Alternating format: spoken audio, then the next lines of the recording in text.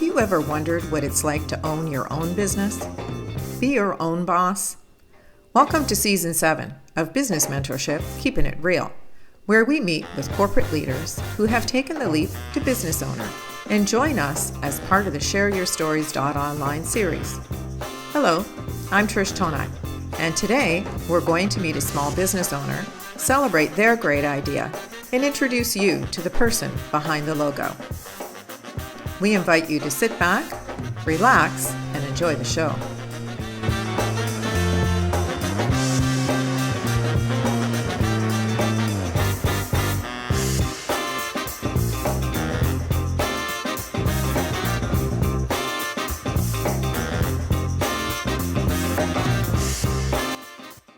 Hello and welcome to the show. Our guest joins us from Baltimore, Maryland. Ally Machate is the founder of The Writer's Alley, an award-winning author with over 25 years of industry experience, helping authors write and publish their work. With a trademarked program, The Right Book Method, Ally and her team will help you hone your message so you may find your focus and bring your book to life. Ally is going to share her story on entrepreneurship and give us a behind-the-scenes look into the life of a small business owner.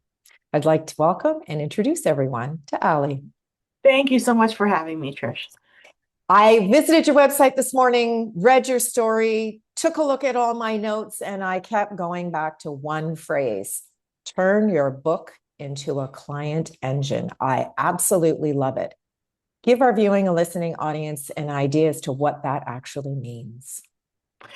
So a lot of what we talk about at the Writer's Ally, the right book method, our general philosophy of books is that when you write a book, most people start from this place of something internalized, right? They have something they want to share, a message, a story, an idea, a system, whatever it is. And that gets you writing. And that's great. And that's normal. That's what most people do. But somewhere in the middle of the process, if you actually want that book to connect with other people, if you want other people to invest their time and money on your book, if you want that book to lead to other results, if you're publishing it as part of a business project, right? Like getting speaking opportunities, attracting new clients, building your authority, all of these things that we hear people talking about related to a book. Yeah. Somewhere in the middle of that process, you need to be able to make the shift from I'm writing this book for me and what I want to say to who is the person that I'm writing this book for and what do they need? What do they want? What are they looking for? Right? The sweet spot is the Venn diagram between what the audience wants and needs and what you want to say and what you're passionate about, right? That part in the middle is what makes a book really work. And the client engine piece comes in when you create a book that way, when you make that shift and you start thinking about your book as a way to express your ideas and your signature systems and all the juicy, rich stuff that you've learned in your expertise to help somebody else do something, right? Whether it's to change their life in some way, change their mind in some way, think about things differently, actually take steps to create something, whatever it is, that book has to connect with that client. And when you create your book intentionally to do so, essentially what you're doing is you're inviting your client into your head for, let's say, 6 to 8 hours, right? Typical to write a book. So now they're in your head for 6 to 8 hours. What are you doing with that time, right? How are you really trying to help that person to change? How are you really connecting them with your voice and your unique flavor and all the things that make you you, in addition to the basics of whatever information you're trying to impart? Sure. So you're building all that client engine stuff into the book itself. You're building in the transformation you want your client to take. You're building in what you want those next steps to be. And when you're strategic about creating a book in that way, it becomes a lot more than just a calling card. It becomes something that actually works like a power tool, an engine to bring people into your business, to support them, to get them to take whatever the next step is in your general ecosystem. That's a really good point, because I think sometimes when we pick up the pen to become an author, we start to write for ourselves, not necessarily for the target market, right? So that's a really good point. When you look at it from the vantage point of what are you trying to share, it may change the dialogue that you end up having with your reader in the end. So that's a really good point. Thank you for sharing that. Yeah. Now, give us a little bit of background. You actually worked for some powerhouse publishers in your previous life. So give us a little indication as to what brought Ally from working in a job to becoming an entrepreneur. Yeah, so I was incredibly fortunate to get my dream job out of school. I was working at Simon and Schuster, and I really got to learn the ropes. Big Five Publishing. We were owned by Viacom at the time, really large corporate New York City publishing. And I also was really lucky to be in a department full of very supportive people. And publishing was not like that in general, at least at the time. This was the era of the Devil Wears Prada, kind of Yeah, for scenario. sure. Well, you needed an agent, right? If you were going to be an author, you had to have an agent, and the agent is the one who pitched your idea to the publisher. Absolutely, absolutely. And in the publishing houses, it was very much, these high-powered folks lunching with agents and, assistants picking up dry cleaning and running around and doing that sort of thing. But that was not the case where I worked. Where I worked, they really looked at, the junior folks in a mentorship capacity. And so I was able to dive right in and learn a lot. And I loved working there. It was amazing. But I started to get to a point where I could start to really understand what the traditional model, the big publishing model looked like.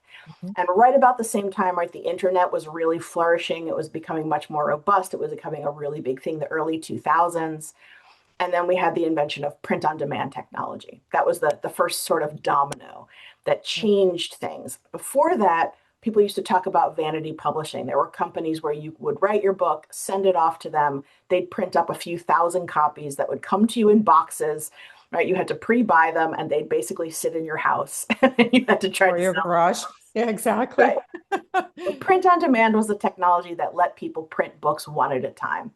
That and the combination of the internet really started to change everything. All of a sudden, it was truly viable for somebody who maybe didn't have the kind of national platform or network that would be required to get a traditional publishing deal, but who still had something really valuable to share on a smaller scale, could actually do it, could actually produce a book without spending thousands and thousands of dollars or having a warehouse full of them, and actually had a vehicle, a way to reach their readers outside of just brick and mortar bookstores. Right. And I started to understand that the kind of person who wanted to publish that way needed a very different type of business model. It wasn't just about adapting what big publishers were doing on a smaller scale. You had to think about selling books in a completely different way. And I kept getting these books across my desk where I could see how the person would leverage that book to build a platform or to build a speaking career. I could see how they would be able to, reach out to organizations to sell their book or to get readers in different ways. And at the traditional level, that wasn't going to be enough, right? People had to have a big platform. They had to have a huge mailing list. So I started to really feel a disconnect between what I wanted to help the authors do and what the traditional model would allow authors to do. Right. And as I shared in my online story, there was one pivotal moment, one book in particular that came across my desk. It was a health book about a disease that had started to sort of have a bit of a resurgence.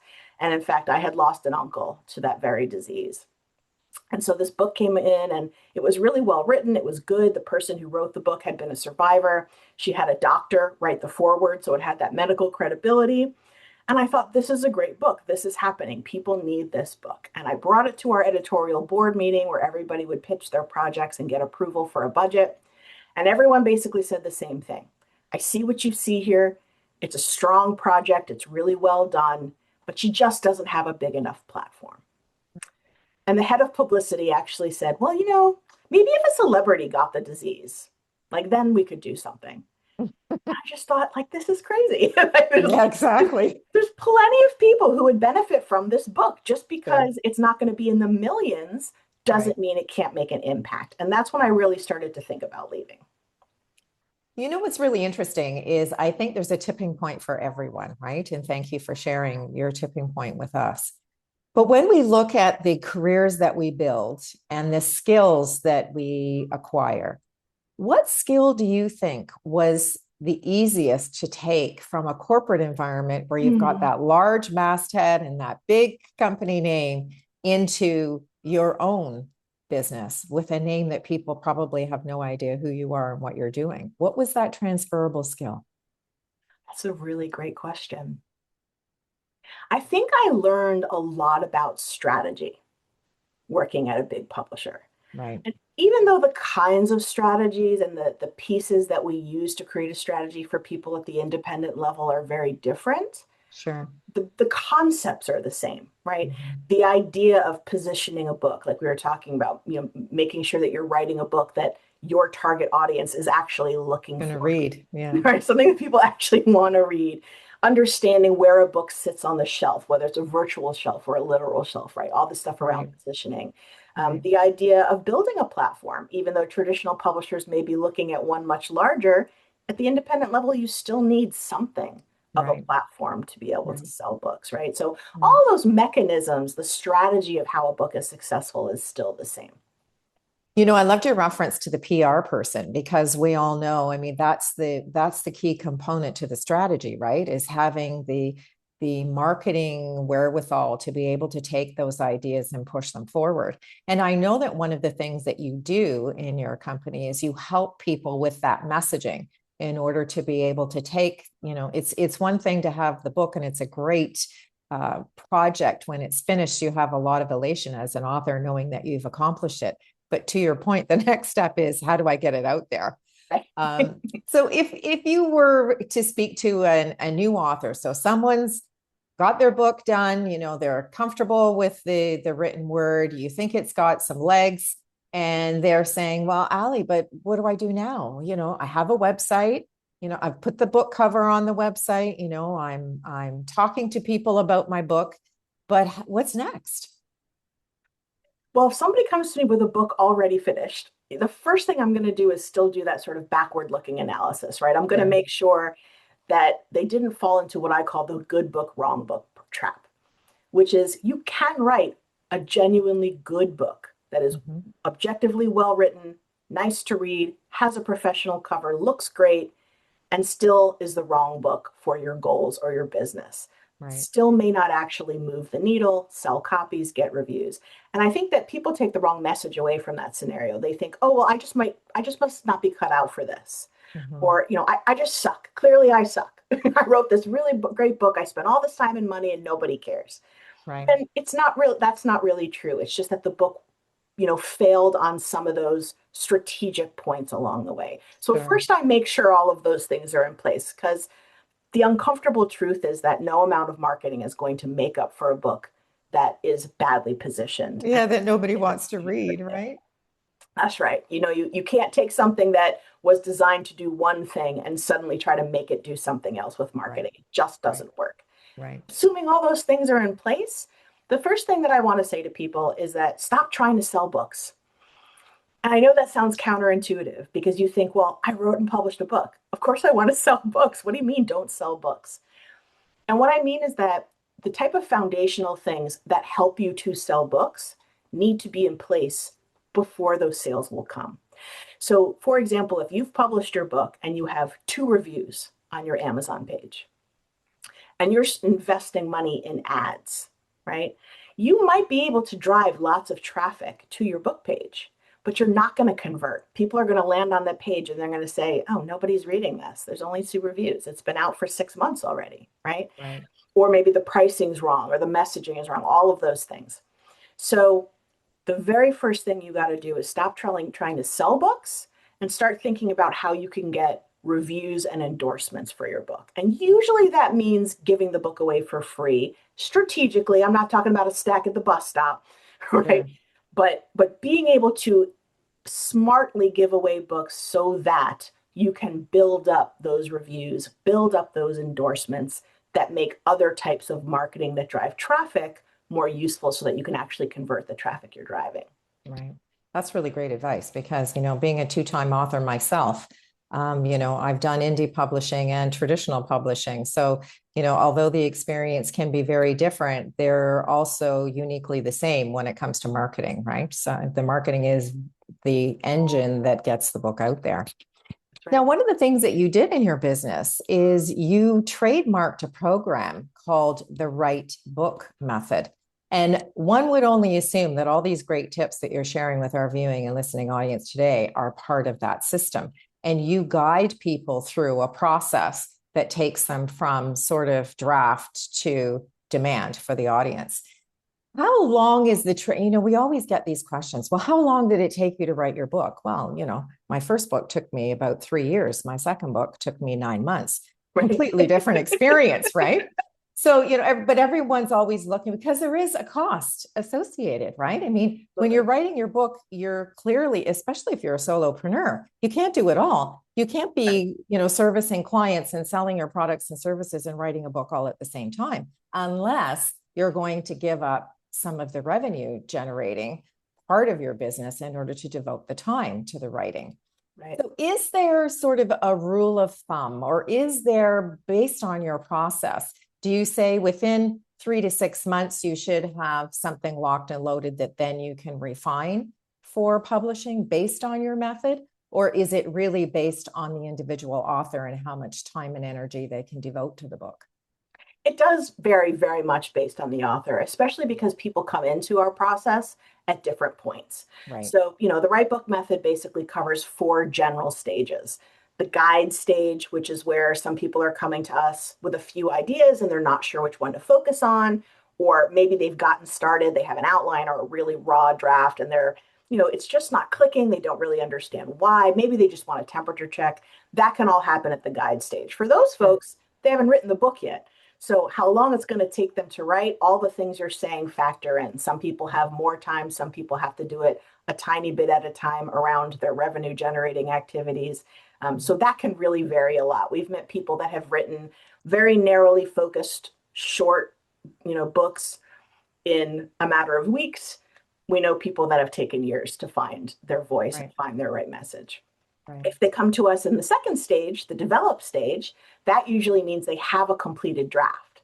So we're coming in and still asking those same questions. We're making sure the book is in alignment in all the same ways. But again, it depends how much time does this author have to devote to the revisions and how substantive are the revisions. Right. So I always like to tell people the developmental stage typically takes anywhere from 6 to 9 months. Okay, well, that's a good rule of thumb because then it gives people an idea of what type of commitment they have to make in order to take it to the next step. Yeah. And it can, right? Results vary. If your book is really well dialed in and really tight and you make revisions quickly, maybe it's only 3 months, right? But I like to say 6 to 9 months. Right. Once the draft is fully developed and we get into the more production stage, the publishing stage, then I can give a better, time estimate because that stuff varies a lot less. That's a little bit more mechanical. So once your draft is fully developed and you're ready to start production, which begins for us with another editing called copy editing. So that's the polish, right? That's the grammar, punctuation, spelling, consistency. From that point to publication typically takes 3 to 4 months with us. Oh, that's really great information because we don't know what we don't know when we start a project. And to your point, especially if you have a rough draft that's completed, then you can really accelerate folks through the process. They've already fussed out the great idea. They've already flushed out the content. Yeah, absolutely. Now I'm going to ask a question that is probably very top of mind in your industry because we're all hearing lots about AI and we've all heard lots about, oh, just throw your idea into AI and tell it you want to do 3,000 words. And 5 minutes later, you're going to have a book that's ready to publish. Do you get folks that actually come to you with something that maybe has been written on an AI platform? We've seen both. And as you can imagine, it's accelerating. So, even as much as 6 months to a year ago, I hadn't really seen a lot of it. But in the last 6 months, it's changed fast. So I'll give you 2 quick examples. One was a gentleman who had already written 4 books, nonfiction, a business owner. He was a coach. He had a signature process, a very mature business. And he had invested a lot of time and energy into training his AI on his thoughts and ideas and his style of writing. He had uploaded all 4 of his books, which were self-published, and all kinds of content. He brought a book draft to us that if he had not told us he had worked with AI, we would never have known. Sure, because it was already his personality, right? It was already very baked in. And of course, he went over it, right? So he let Right. the AI basically write the book and then he went through it and refined it. And the end Sure. result was great. Right. Another gentleman came to us with a mystery thriller. Now, he told us right off the bat he had never taken any writing courses. He wasn't a part of a critique group. He'd never written anything before. He basically just had what he thought was a really cool idea for a mystery and said, you know what, let's just see what happens. And so he sat down, with his chat GPT and Hmm. typed in his ideas and answered a few questions. And the bot generated a 30,000 word book draft. Wow. Wow. Now, he went through that and he said he edited it a little bit, but that was basically the draft. Now, your readers may or may not know your typical mystery thriller is usually about 80,000 words. Oh, wow. Well, that's a significant difference. So you can already imagine that a novel at 30,000 words compared to the more typical range, Sure. it was thin, underdeveloped. Right. The characters were flat. The plot wasn't really interesting. It was Sure. technically well written. AI is really good at that. Polished, grammatically correct sentences, Right. that Right. look fine. But Right. ultimately, it was not at all a sellable book. It was not Right. something anybody would really want to read. And the most important thing is that because he lacked the judgment, he himself didn't have any education or understanding of what made Sure. a really good mystery thriller. Right. He wasn't able to let the AI help him to do what he wanted to do. So that's the difference, right? The first guy Sure. used AI to help him do something he was already an expert and experienced in. The Right. second guy tried to let AI do it for him. Right. Well, I think it's an interesting topic, though, and something that maybe just a thought has come to me. I mean, maybe we can get a bunch of folks who are in the space as such as yourself, where you're helping folks write books to get them from, draft to demand. And we can actually have a conversation about the AI experience, because there's absolutely no question that with the advent of this new technology, I would think that you're going to be inundated with people who are going to say, I threw in my great idea. Now here I have a book. Where can we take this? Yeah. So, from start to finish, there's going to be a lot of iterations of things that have to be done. And thank you for sharing those two examples, because I think the first example lends itself to how helpful perhaps an AI tool can be.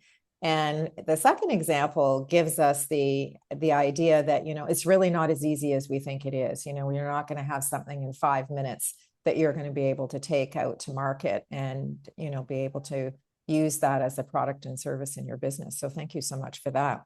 Yeah, Now, sorry, I just want to give you one more last point on that. There's been a big news story recently. A gentleman won the IBPA Book oh Award dear. for his Oh dear. memoir, and he disclosed from the beginning that he used AI to help him write the book. And it's been a big scandal, right? Because he didn't break any rules. IBPA didn't have any rules against using AI. They were Right. fully clear about the role AI played in his process, and he Right. still won. And his interviews have been really interesting because he shares that even though he worked heavily with AI to write the book, that it still took him 2 years. Like he still Right. did an enormous amount of creative work working with the AI. Sure. And that's a really good point as well, right? I mean, he wasn't throwing in some information and 10 to 15 minutes later expecting to have something that was complete and ready to take to market. Exactly. And perhaps what's really interesting is that we asked folks to share 3 words of advice. And this conversation is probably leading us to your 3 words, which are create with intention. And for our viewing and listening audience today, why don't you wrap up our conversation by giving folks an indication as to why those 3 words really do mean something to you in the Writer's Alley? You know, you're an artist, Trish. You know this better than anyone. There are lots of reasons why people create. People create for therapeutic reasons. People create for pure fun and joy. People Yeah. create out of inspiration. But I think most people create out of a need to communicate something. There's something they're trying to get across, right? In the case of books, there's something they want to get across to readers. They want ideas they want to communicate, stories they want to share, paradigms they want to shift. So when you create, remember to have that intention, right? We talked about, trying to make that switch between this is what I want to do versus this is what the person wants to hear from me. So if you create with intention, if you think from the very beginning of whatever it is that you want to express, that your intention is to connect with somebody, not just to create, but to create with the desire to connect. I think it starts to plant the seeds and make all the little gears just start to shift enough that your process itself will start to include a little bit more organically the kinds of questions you need to ask to make sure that your end product does in fact connect with other people. And the lovely word that I think that you've mentioned that I would like to just draw some attention to is you're trying to express an emotion. You're trying to make an emotional connection with the viewer, the reader, the listener, however it is that you want to try to share your creativity. And I think that's really an important point, right? Yeah. Yeah, absolutely. I mean, even when it's about information, there's still an emotional level, right? Because there's an Absolutely. emotion attached to why they want that information in the first place. Yeah, you're trying to solve a problem. You're giving them a Usually, yeah. solution, right? Yeah, absolutely. Well, Ally, I really would like to thank you for joining us today and giving insight into how you bring authors from draft to demand. And you planted a little seed with me. We're going to see if we can find some other folks that are in a similar sort of area as yourself to get together to talk about this whole nuts and bolts of the AI process. And so we'll be in touch to Cool. get you to participate in a panel discussion. So thank you. That sounds great. To you, our viewing and listening audience, I'd like to thank you for tuning in for this edition of Keeping It Real. And I'd like to send my personal thanks to all of our sponsors and mentors for their ongoing support, and ask that you share and invite your friends and colleagues to subscribe to our show, Business Mentorship, Keeping It Real, found on YouTube and your favorite podcast channel. Ally and I would like to thank you for joining us, and we look forward to meeting you next time when we meet another business owner and celebrate their great idea.